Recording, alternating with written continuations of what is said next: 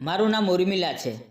જ્યારે હું આ વાર્તા કહી રહી છું ત્યારે એવું લાગે છે કે મારા દિલના ઘા ફરીથી હરા થઈ રહ્યા છે. પણ કદાચ આ જ મારી તાકાત છે કે હું મારી પીડાને શબ્દોમાં ઢાળી શકું છું. હું એક સાધારણ પરિવારમાંથી છું. મારા પિતા શાળાના શિક્ષક હતા અને માતા ગૃહિણી હતા. અમારા ઘરની આર્થિક સ્થિતિ ખૂબ ચમકદાર નહોતી, પણ ઘરની અંદર એક અલગ જ શાંતિ અને પ્રેમનું વાતાવરણ હતું. પપ્પા હંમેશા મને કહેતા કે બેટા, દુનિયા ગમે તેટલી મોટી થઈ જાય, પણ માનવતા અને આત્મસન્માન સૌથી મોટી દોલત છે. તેમની વાતો મારા દિલમાં હંમેશા ગૂંજતી રહેતી. મને ક્યારેય સોના ચાંદીની ચમકનો મોહ નહોતો, બલકે મને મારા માતા પિતાનો પ્રેમ જ સૌથી અનમોલ ખજાનો લાગતો હતો. મારે એક મોટી બહેન હતી જેણે લગ્ન કરીને પોતાનું ઘર વસાવી લીધું હતું. હું જ હતી જે મમ્મી પપ્પા સાથે રહેતી હતી. પપ્પાનું આરોગ્ય બરાબર નહોતું રહેતું, પણ તેઓ મને અભ્યાસ પર ખૂબ જ ધ્યાન આપવાનું કહેતા હતા. મારા જીવનની સૌથી મોટી ભૂલ અને સૌથી મોટો પાઠ એ જ નામ સાથે જોડાયેલો છે, અનિલ. અનિલ સાથે મારી મુલાકાત કોલેજના દિવસોમાં થઈ હતી. તે સ્માર્ટ, હસમુખ અને મને કંઈક વધુ વાતો કરનારો હતો. જ્યારે પહેલી વાર તેણે મને જોઈ ત્યારે મજાકમાં કહ્યું હતું કે તારી મુસ્કાન તો કોઈ પણ ઉદાસ વ્યક્તિની દુનિયા રોશન કરી શકે છે. શરૂઆતમાં હું શરમથી ઝૂકી જતી, પણ ધીરે ધીરે તેની વાતો મારા દિલને સ્પર્શવા લાગી. તે મને લાઇબ્રેરી સુધી છોડવા આવતો, ક્યારેક કેન્ટીનમાં કોફી પીવાને બહાનું બનાવતો. તેની સાથે રહેતા રહેતા હું ભૂલી ગઈ કે આ માત્ર એક મિત્રતા છે કે તેનાથી આગળ કંઈક. થોડા જ મહિનાઓમાં તેણે પોતાના દિલની વાત કરી દીધી. ઉર્મિલા, હું તને ગુમાવવા માંગતો નથી. હું ઈચ્છું છું કે તું મારા જીવનનો ભાગ બની જા. મારા દિલે પણ હા પાડી દીધી. પ્રેમ આંધળો હોય છે અને હું પણ તે અંધાપામાં ડૂબી ગઈ હતી. જ્યારે મેં ઘરવાળા અને અનિલ વિશે કહ્યું ત્યારે તેઓ ખૂબ નારાજ થયા. માતાએ કહ્યું, દીકરા, એ છોકરો અમીર પરિવારનો છે.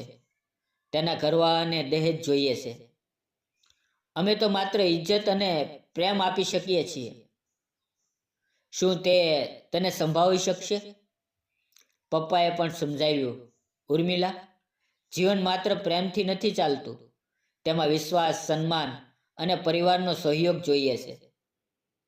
અમને ડર છે કે તને ત્યાં ઇજ્જત નહીં મળે. પણ હું તેમની વાતો સાંભળવા તૈયાર જ નહોતી. મને લાગતું હતું કે પ્રેમ દરેક મુશ્કેલીને સરળ કરી દેશે. અનિલે પણ મને સમજાવ્યું કે જો ઘરવાળા માનશે નહીં તો અમે કોર્ટ મેરેજ કરી લઈશું. મેં મારા માતા પિતાના આંસુ અનદેખા કરી દીધા અને અનિલ સાથે કોર્ટમાં લગ્ન કરી લીધા. લગ્નના પહેલા કેટલાક દિવસો કોઈ સપના કરતાં ઓછા નહોતા. અનિલ મને ખૂબ પ્રેમ કરતો હતો, અથવા કદાચ મેં એવું માની લીધું હતું. તે મને ફરવા લઈ જતો, મારો હાથ પકડીને કહેતો, તું મારા જીવનની સૌથી કિંમતી વસ્તુ છે. હું પણ તેની સાથે તે સપનોની દુનિયામાં ખોવાઈ ગઈ હતી. મેં મારી સાથે બધા દાગીના અને કેટલાક પૈસા પણ લાવી હતી, જે મારી માતાએ મારા લગ્ન માટે જમા કર્યા હતા. અનિલે કહ્યું, જો તું ઈચ્છે તો હું આ પૈસાથી વેપાર શરૂ કરી શકું છું. મેં ખુશી ખુશી બધું તેને આપી દીધું. મને લાગતું હતું કે અમારી બંનેની કમાણી અને મહેનત મળીને અમારું જીવન વધુ સારું બનાવશે. પણ હકીકત વધુ દિવસો સુધી છુપાઈ નહોતી રહી. લગ્નના એક અઠવાડિયા પછી જ મને લાગ્યું કે અનિલ બદલાઈ રહ્યો છે. તે મોડી રાત્રે ઘરે આવતો, મારી સાથે વાતો કરવાને બદલે મોબાઈલમાં વ્યસ્ત રહેતો. ક્યારેક ક્યારેક તે ગુસ્સામાં મને કહી દેતો કે તારા ઘરવાળાઓએ મને છેતર્યો છે. મને આશા હતી કે લગ્નમાં સારું એવું દહેજ મળશે. તેની વાતો સાંભળીને મારું દિલ બેસી જતું. હું વિચારતી હતી કે કદાચ આ બધું તેની મા અને બહેનના કારણે છે. મારી સાસુ અને નણંદ મને ક્યારેય વહુ તરીકે નહીં પણ નોકરાણી તરીકે જોતા હતા. સવારથી રાત સુધી હું કામ કરતી, વાસણ ધોવા, ઝાડુ પોતા કરવા, ખાવાનું બનાવવું, બધું કામ. પણ તેમ છતાં તેઓ મને તાના આપતા, મેણા બોલતા. મારા બાપે અમારી સંતાનને શું આપ્યું? ખાલી હાથે આવી ગયા ઘરમાં. મારી નણંદ અને દેરાણી આખો દિવસ આરામ કરતી, પણ ઘરનો આખો બોજ મારા ખંભા પર હતો. જ્યારે હું થાકીને બેસતી ત્યારે સાસુ મને દાટતા. વહુ હોવા છતાં આળસ કરે છે, ઉઠ, મારા પગ દબાવ. તેમની વાતો સાંભળીને મારું દિલ રડવા લાગતું. પહેલાં જે અનિલ મને આંખો પર બેસાડતો હતો, હવે તે જ મને અપમાનિત કરવા લાગ્યો. એક દિવસ હું કિચનમાં કામ કરી રહી હતી. દરવાજો ખોલવામાં મને વાર લાગી ગઈ. અનિલ ગુસ્સાથી સીચ પાડી, નોકરાણી પણ તારા કરતાં સારી હોય છે, તેને ખબર હોય કે દરવાજો ક્યારે ખોલવો. મેં આંસુ રોકતા કહ્યું, અનિલ, હું તો બસ ખાવાનું બનાવી રહી હતી. પણ તેણે મારી વાત સાંભળવાને બદલે મને એકલી છોડી દીધી અને બાકીના પરિવાર સાથે હસવા બોલવા ચાલ્યો ગયો. મારી નણંદે એક દિવસ મારા પિતાને લઈને તાનો મારવા લાગી. તારા બાપ તો ગુજરી ગયેલા માણસ હતા, તેથી જ તને કંઈ આપી શક્યા નહીં. તેમની વાતો સાંભળીને મારું દિલ છલ્લી થઈ ગયું. મને લાગ્યું કે જાણે મારા પિતાની ઇજ્જત ધૂળમાં મેળવી દીધી હોય. તે દિવસે મેં પોતાની સાથે વચન આપ્યું હતું કે ગમે તેટલી પીડા સહન કરવી પડે, પણ હું આ ઘરને તૂટવા નહીં દઉં. પણ મારું સપનું ટૂંક સમયમાં જ તૂટી ગયું. એક દિવસ અનિલ ઘરે આવ્યો. તેના હાથમાં કાગળ હતા. તેણે તે કાગળ મારા મોઢા પર ફેંકી દીધા અને કહ્યું, આ છૂટાછેડાના કાગળ છે. હું હવે તને મારી પત્ની માનવા તૈયાર નથી. હું આશ્ચર્યચકિત થઈ ગઈ. મેં તેના પગ પકડીને રડતા રડતા કહ્યું, અનિલ, આવું ન કર. મેં બધું તારા માટે છોડી દીધું છે. પણ તે ન માન્યો. તેની મા અને બહેને તેને ભડકાવ્યો, આ સ્ત્રીને ઘરમાંથી કાઢી મૂક. અમને દહેજ જોઈએ છે, મફતની નોકરાણી નહીં. અનિલે મને ધક્કા મારીને બહાર કાઢી દીધી. મારી પાસે ન દાગીના હતા, ન પૈસા. બધું તેના વેપારમાં લગાવી દીધું હતું. તે દિવસે મને ખ્યાલ આવ્યો કે માણસ જ્યારે લાચાર, લાલચમાં અંધો થઈ જાય, ત્યારે પ્રેમ અને સંબંધો તેના માટે કોઈ અર્થ નથી. તે રાત્રે હું એકલી રસ્તા પર ભટકતી હતી. આકાશમાં વાદળો હતા અને તેજ પવન ચાલી રહ્યો હતો. મારા આંસુ રોકાતા નહોતા. હું વિચારતી હતી કે શું આજ મારા પ્રેમનો અંજામ છે? શું ખરેખર મેં ખોટા માણસને મારું બધું આપી દીધું? મારું દિલ તૂટી ગયું હતું, પણ મારી શ્વાસ હજુ ચાલી રહી હતી. કદાચ જીવન મને હજુ વધુ કંઈક બતાવવા માંગતું હતું. તે રાત્રે જ્યારે અનિલે મને ઘરમાંથી કાઢી મૂકી, ત્યારે હું કોઈ મંજિલ વગર રસ્તાઓ પર ભટકતી હતી. મારી પાસે ન છાપરું હતું, ન ખાવાનું, ન કોઈ આધાર.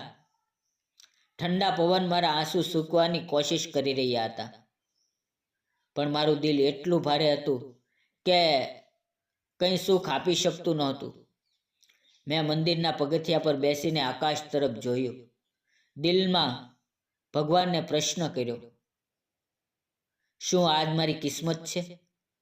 મેં તો માત્ર સાચો પ્રેમ કર્યો હતો, તો મને આ સજા કેમ? લોકો મારી પાસેથી પસાર થઈ જતા. કોઈ મને દયાથી જોતું, કોઈ ઘૂરીને. મને શરમ આવતી હતી કે હું કઈ હાલતમાં અહીંયા છું. રાત ઊંડી થવા લાગી હતી ત્યારે એક નશેડી માણસ મારી પાસે આવી ગયો. તેની આંખો લાલ હતી અને તે લડખડાતો બોલ્યો, એકલી છો? ચાલ મારી સાથે, હું તને જગ્યા આપીશ. મારા રૂવાડા ઊભા થઈ ગયા. હું ડરથી ભાગી. રસ્તા પર અંધારું હતું, પગ કાપતા હતા, પણ મેં પૂરી તાકાત લગાવીને દોડ લગાવી. કોઈ રીતે હું એક બસ સ્ટોપના શેડમાં જઈને બેસી ગઈ. તે રાતે ઊંઘ તો દૂર, આંખો બંધ કરવાની પણ હિંમત નહોતી. સવાર થઈ તો મારું ગળું સુકાઈ રહ્યું હતું. મારી પાસે પૈસા નહોતા. હું પગપાળા જ ચાલતી રહી. લોકો પોતાના કામ પર જઈ રહ્યા હતા, પણ હું જાણે ભીડમાં ખોવાઈ ગઈ હતી. એક દુકાનદાર પાસે જઈને મેં હિંમત કરીને કહ્યું, ભાઈ, પાણી મળશે? મારી પાસે પૈસા નથી. તેણે દયા દાખવીને મને પાણી પીવડાવ્યું અને એક બિસ્કિટનું પેકેટ આપી દીધું. તે દિવસે મને સમજાયું કે ક્યારેક અજાણ્યા પણ પોતાના હોય છે. થાક અને કમજોરીથી મારું શરીર જવાબ આપી રહ્યું હતું. ત્યારે મને સામે એક મોટી હોસ્પિટલ દેખાય. હું અંદર ગઈ. કદાચ મનમાં એક જ વિચાર હતો કે અહીંયા કોઈ મદદ કરશે. રિસેપ્શન પર ઊભેલી નર્સે મને જોઈને પૂછ્યું, તમે કોને મળવા આવ્યા છો? મારી આંખોમાંથી આંસુ વહેવા લાગ્યા. મેં કાપતા અવાજે કહ્યું, હું ખૂબ એકલી છું. મને ક્યાંક રહેવાની જગ્યા જોઈએ છે. ત્યાંથી પસાર થતા એક ડૉક્ટરે મારી હાલત જોઈ. તેમનું નામ ડૉક્ટર રોહિત હતું. ડૉક્ટર રોહિતે મને પોતાની ઓફિસમાં બોલાવી. તેમણે ધીમેથી પૂછ્યું, દીકરા, તને શું થયું છે? આ હાલત કેવી રીતે થઈ? મેં પૂરેપૂરું સત્ય કહી દીધું. લગ્ન, અપમાન, છૂટાછેડા. આ બધું સાંભળીને તેમની આંખો ભરાઈ આવી. તેણે કહ્યું, દીકરા, હું તને મારી બહેન સમજું છું. જો તું ઈચ્છે તો મારા ઘરે ચાલી શકા છો. મારી પાસે બીજો કોઈ આધાર નહોતો, તેથી મેં હા કરી દીધી. રોહિતનું ઘર ખૂબ સાધારણ હતું. તેમની પત્ની તેમને છોડીને માયકે ચલી ગઈ હતી, કારણ કે તે ગરીબ હતા. ઘરમાં માત્ર તેમની વૃદ્ધ માતા રહેતા હતા. રોહિતે પોતાની માતાને કહ્યું, અમ્મા, આ મારી બહેન જેવી છે. આપણે તેને આધાર આપવો પડશે. તેમની માતાએ મને માથે હાથ મૂકીને આશીર્વાદ આપ્યા. તે ક્ષણે મને લાગ્યું કે કદાચ ભગવાને મને ફરીથી જીવવાનો મોકો આપ્યો છે. થોડા દિવસો પછી રોહિતે મને તે જ હોસ્પિટલમાં રિસેપ્શનની નોકરી અપાવી દીધી. હું ત્યાં કામ કરવા લાગી. મને પગાર મળવા લાગ્યો અને ધીરે ધીરે આત્મવિશ્વાસ પણ પાછો આવવા લાગ્યો. 4 મહિના સુધી હું રોહિતના ઘરમાં રહી. પણ જ્યારે તેમની પત્ની પાછી આવી ગઈ, ત્યારે મેં પોતે હોસ્ટેલમાં શિફ્ટ થવાનો નિર્ણય લીધો. હું બોજ બનવા નહોતી માંગતી. 1 વર્ષ વીતી ગયું. મેં મહેનત અને ઈમાનદારીથી કામ કર્યું. ધીરે ધીરે હોસ્પિટલના સ્ટાફ અને દર્દીઓ મને પસંદ કરવા લાગ્યા. લોકો કહેતા, ઉર્મિલાજી, તમારા ચહેરાની મુસ્કાનથી જ અમને આશા મળે છે. એક દિવસ અચાનક હોસ્પિટલના માલિકે મને બોલાવી. મને સમજ ન પડી કે તેમણે કેમ બોલાવી છે. જ્યારે હું તેમની કેબિનમાં ગઈ, ત્યારે આશ્ચર્યચકિત થઈ ગઈ. સામે ઊભા હતા રાહુલ, મારા મોહલ્લાના વિનોદ અંકલનો દીકરો. રાહુલ તે જ હતો જેને મેં બાળપણથી જોયો હતો. તે મને ચૂપચાપ પસંદ કરતો હતો, પણ તેની ગરીબી જોઈને મારા પરિવારે ક્યારેય તેને સ્વીકાર્યો નહોતો. રાહુલ હસતા હસતા બોલ્યો, ઉર્મિલા, મને વિશ્વાસ નથી થતો કે આજે તું મારી હોસ્પિટલમાં કામ કરી રહી છે. મારી આંખો ભરાઈ આવી. મેં વિચાર્યું, કિસ્મત કેટલી વિચિત્ર છે. જેને અમે ગરીબીના કારણે ઠુકરાવ્યો હતો, તે જ આજે આટલો મોટો ડૉક્ટર અને માલિક બની ગયો છે. કેટલાય દિવસો પછી રાહુલે મને કહ્યું, ઉર્મિલા, હું હંમેશાથી તને પ્રેમ કરતો હતો, પણ મને ક્યારેય હિંમત નહોતી કહેવાની. તારી ખુશીઓ માટે મેં ખૂબ મહેનત કરી. આજે જો તું ઈચ્છા તો હું તને મારા જીવનનો ભાગ બનાવવા માંગુ છું. મારી આંખોમાંથી આંસુ વહેવા લાગ્યા. મેં ભગવાનનો આભાર માન્યો કે તેમણે મને ફરીથી જીવવાનો મોકો આપ્યો. રાહુલ મને મારા પરિવાર પાસે લઈ ગયો.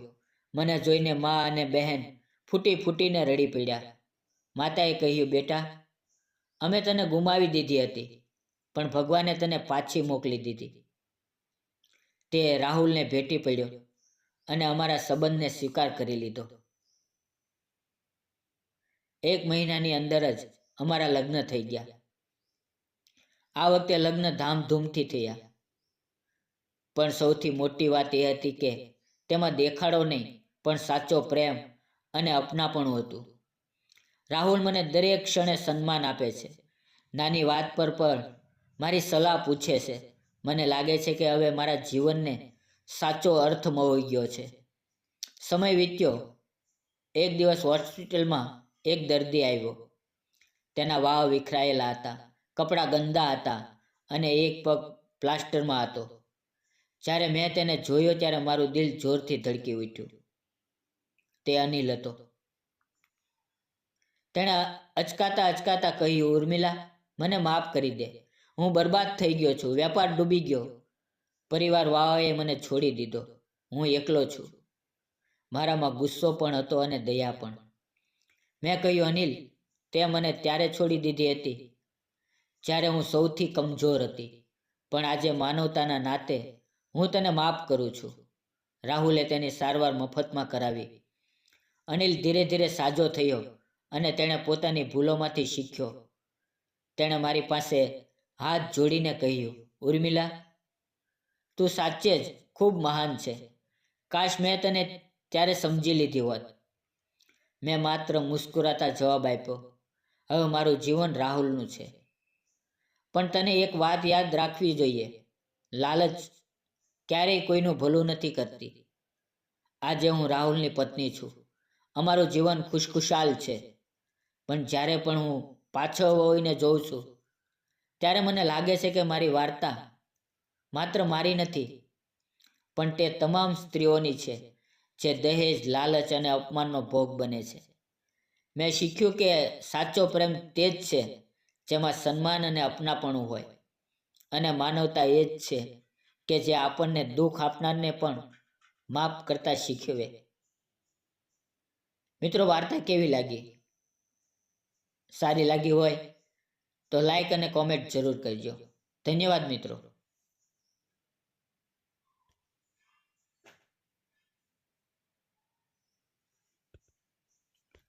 મિત્રો, વિડીયોમાં આવેલા નામ, પાત્ર અને ઘટના કાલ્પનિક હતા. તેનો કોઈ પણ વ્યક્તિ, જાતિ કે ધર્મ સાથે સંબંધ નથી. આ વાર્તા ફક્ત શૈક્ષણિક હેતુથી બનાવવામાં આવી હતી. વિડીયો પૂરો જોવા બદલ આપ સૌ મિત્રોનો દિલથી ધન્યવાદ મિત્રો.